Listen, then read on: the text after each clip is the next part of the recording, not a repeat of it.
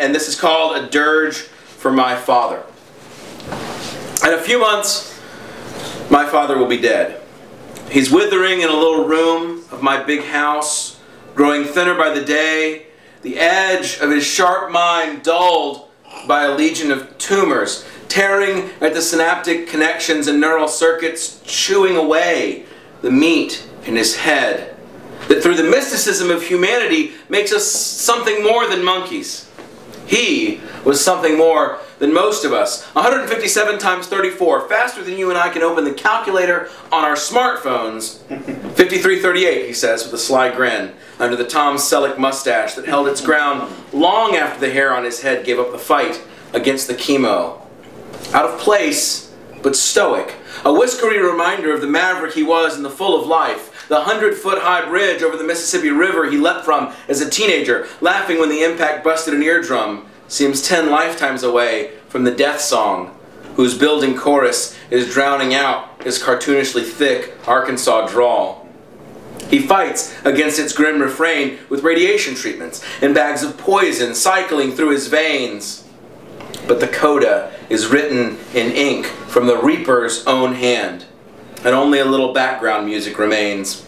He was at times a truck driver, a master carpenter, a hillbilly drug dealer kingpin, a failed bank robber, a stand-up comedian, a lover of women, a fire and brimstone preacher in a country church by a railroad track.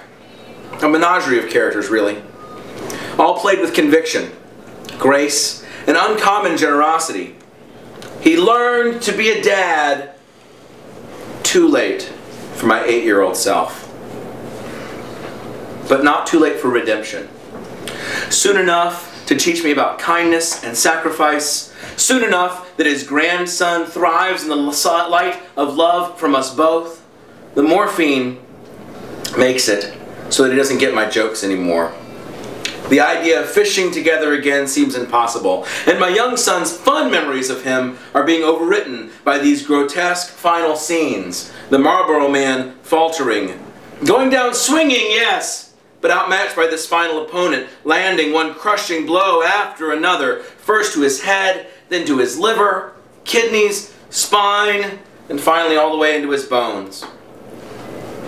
He never understood my poetry, but he loved that I wrote it.